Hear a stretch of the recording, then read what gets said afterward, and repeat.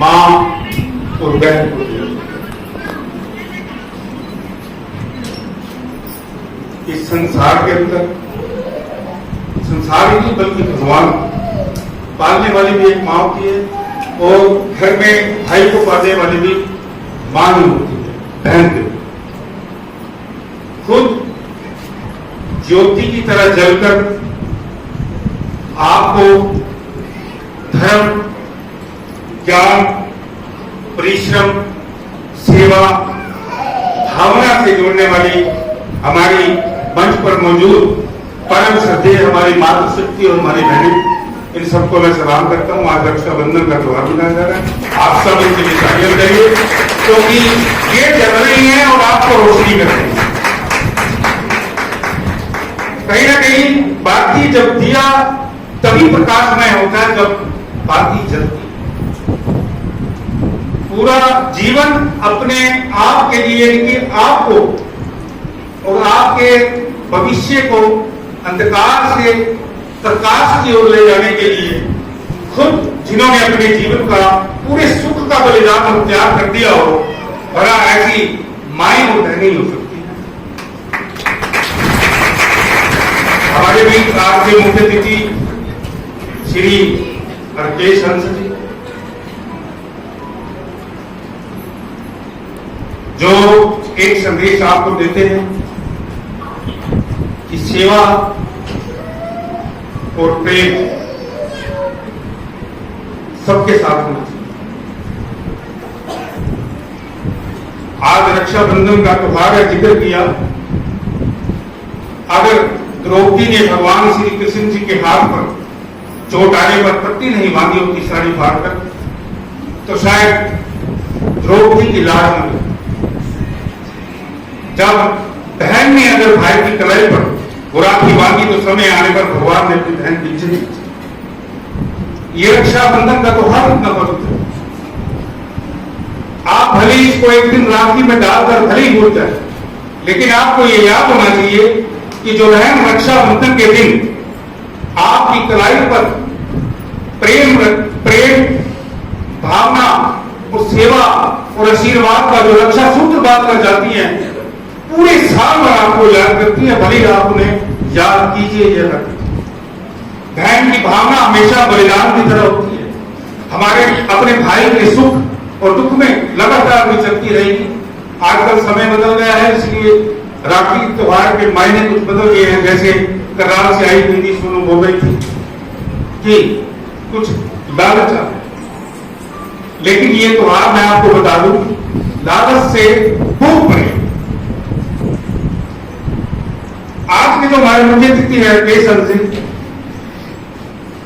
इन्हें मैं कई साल से देख रहा हूं, त्रावड़ी नहीं बल्कि करनाल में हर धर्म, हर संस्थान, हर सामाजिक कार्यक्रम में इनकी सहभागिता होती।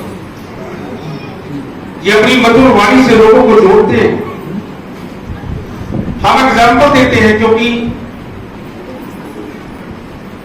यह संस्थान जिस तरह से लोगों को जोड़ता है, प्रकाश देता है या आपको प्रकाशमय कर रहा है, ये भी इसी तरह जोड़ते हैं। ये भी आपको शिक्षा दे रहे हैं क्योंकि सबसे बड़ी शिक्षा है मां बाप की सेवा। अगर हमारे पास आज एग्जाम्पल नहीं होगा तो हम समाज को क्या एग्जाम्पल देंगे? आज हम हैं, कल नहीं रहेंगे, क्या एग्जाम्पल दिया जाएगा? हमें उदाहरण प्रस्तुत कर रहा हूं। वीरेंद्र बंसल जी बैठे पिछले 40 सालों से लगातार दिन नहीं देखते, रात नहीं देखते। देखिए कोई 2 बजे के जाकर दरवाजा खटका दे, ऐसे आंख भी आ गई तो खोल के कर दे। हाँ कोई बताते काम, ये बता रहे हैं आपको सेवा के काम आएंगे हो गया और सेवा आपको काम तक ले जा सकती है। यानी किसी न किसी को दूसरों का जीवन प्रकाशमय करने के लिए जलना ही पड़ेगा। अगर आप खुद जलेंगे नहीं तो दूसरों को आप रास्ता दिखा नहीं पाएंगे। जलने में आपका जीवन तो जल जाएगा, लेकिन आपका उदाहरण जरूरी हो। मैं तो पत्रकार हूं, जो देखता हूं वो देखता हूं, लेकिन आजकल तो बोलने का समय, और मुझे पहली बार यहां बुलाया गया और मंच पर बोलने का समय दिया गया।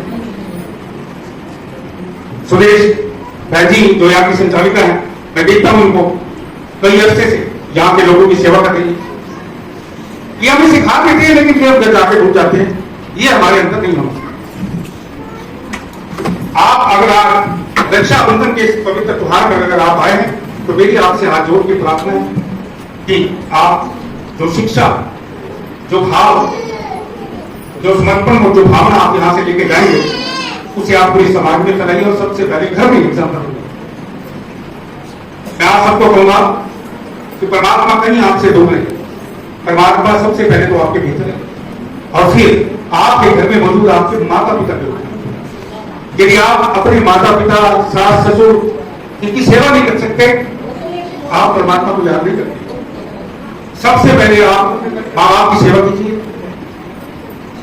देखिए, मैं हाँ उनकी राकेश अंशी के पिताजी 80 साल के हो गए हैं और उनसे ठीक से चला नहीं जाता, लेकिन जब भी मुझे लगता है कि आज पापा का वहां जाना जरूरी है तो ये अपने पिताजी के लिए उन्हें गाड़ी में बिठा के उन्हें अपने हाथों से उनकी बातों को लेके सारी जगह,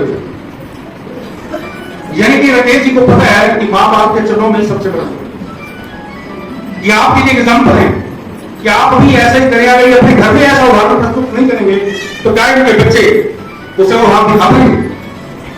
आज ये जो शिक्षा अपने बच्चों को दे रहे हैं, कल बच्चे इनकी शिक्षा को अपनाएंगे। ऐसे ही आप लोग करें, ये नियम आपके ऊपर भी लागू होता है। आप जैसा करेंगे आपके बच्चे वैसे आपको फॉलो करेंगे। और आजकल तो वैसे भी बुरी आदतों को बड़ी जल्दी फॉलो किया जाता है, अच्छे भावों को छोड़ दिया। तो फिर समय पहले से ज्यादा हो गए तो रक्षाबंधन के इस पवित्र त्योहार के आप मायने समझिए। सबसे मेरा गुणगान हो, वो जगह तो पवित्र गिनी जाती है, चेहरे भी पवित्र हो जाते हैं, मन भी सुंदर हो जाता है। एक बार फिर अपनी वाणी को पवित्र करते हुए अपने चेहरे पर मुस्कान डालते हुए मिलकर बोलेंगे ओम शांति। धन्यवाद। आज मैं अपने आप को बहुत सौभाग्यशाली मानता हूं, जहां ब्रह्म कुमारी परिवार की बात हो रही है। स्टेज पर आप देख रहे हैं, चाहे बहन सुदेश जी हैं, बहन प्रवेश जी हैं। अभी उम्र की जो ज्ञान होता है, उम्र का मुताज नहीं होता। देवी देवता की अभी बात की और जो डेफिनेशन घर को स्वर्ग बनाने की अभी आपने सुनी बहन जी से, और बहन इंदु जी को भी आप देख रहे थे। और जितना भी ये परिवार आप सभी बैठे हैं, मातृ शक्ति बैठी है, भाई बैठे हैं, आप सबको मैं वंदन करता हूं, नमस्कार करता हूं।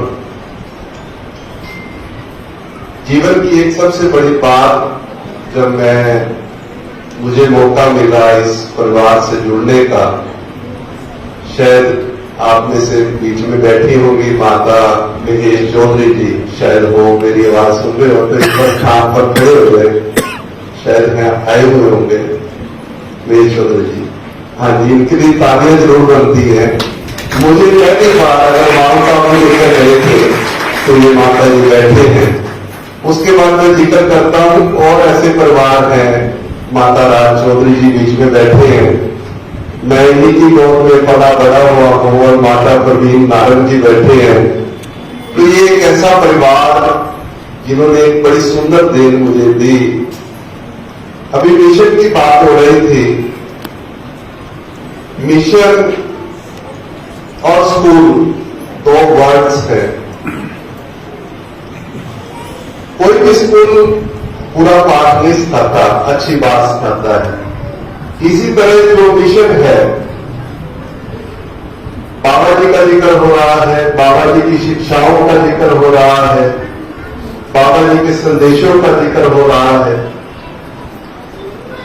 और किसी शायर ने कहा भी है कि उत्तम भाग उन्हां दे होंदे जो सत्संग विच आंदे ने। पंजाबी में ये बात कही है शायर ने कि उत्तम भाग उन्हां दे होंदे जो सत्संग विच आंदे ने। आज हमारे बड़े अच्छे भाग है जो ऐसा गुरु का दरबार, गुरु की शिक्षाएं जो पल पल हमें प्राप्त होती है। बाबा जी ने जो संदेश दिया है इस निरंकार से जुड़ने का, लेकिन इस निरंकार से जुड़ने से पहले एक और संदेश दिया गया कि परिवार में स्वर्ग लाने का, अभी जिक्र हो रहा था। और परिवार में स्वर्ग कैसे आएगा, वहां भी बाबा जी की शिक्षाएं काम करेंगी। एक जगह बाबा जी ने कहा कि स्वर्ग का नक्शा बढ़ जाता है जिस घर भी बस जावे नाम। जिस घर के अंदर इस नाम का वास हो जाता है वो घर भी और घर भी स्वर्ग बन जाता है। अभी बड़े अच्छे तरीके बताए गए घरों को सुंदर करने के।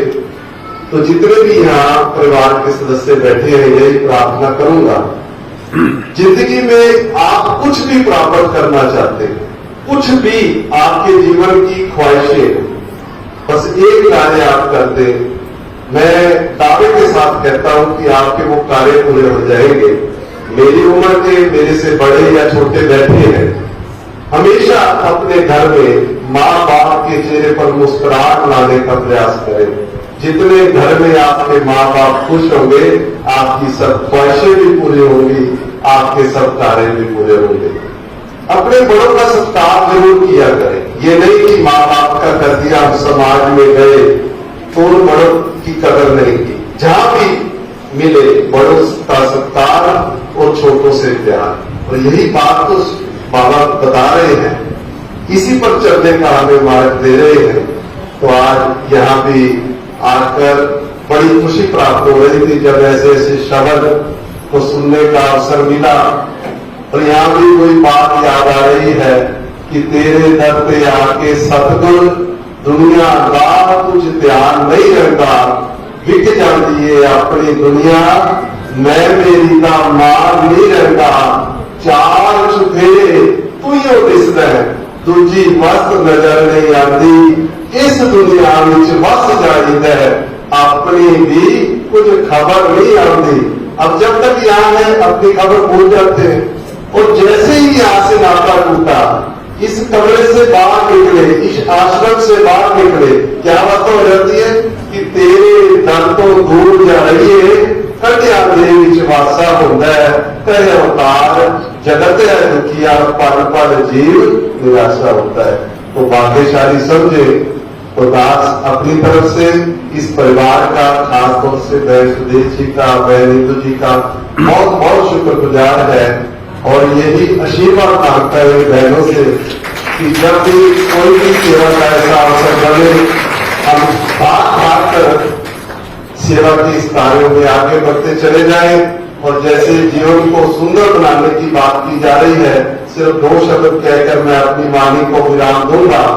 आज के इस संसार में कौन सा इंसान नहीं चाहता कि मैं जहां भी बैठूं मुझे इज्जत प्राप्त हो, मैं जिस घर में जाऊं मेरा आदर सत्कार हो, जहां भी मैं जाऊं मुझे सब प्यार करे। तो ये फार्मूला का मैं आपके बीच में रखकर अपनी वाणी को विराम दूंगा। आप भी चाहते हैं कि आप जहां जाए आपकी इज्जत हो, जहां जाए आपको सब प्यार करे। तो एक कार्य आपने करना है, उसे आज आप सूत्र बनाकर जाए। अगर आप चाहते हैं कि सारा ही संसार मुझे प्यार करे तो आज से ये कार्य शुरू कर दे, आपने भी उनको प्यार करना है। अगर आप इज्जत चाहते हो तो दूसरों को इज्जत देना सीखो। अगर आप चाहते हो कि जीवन में मेरा सत्कार हो तो दूसरों का सत्कार करना सीखे। ओम शांति।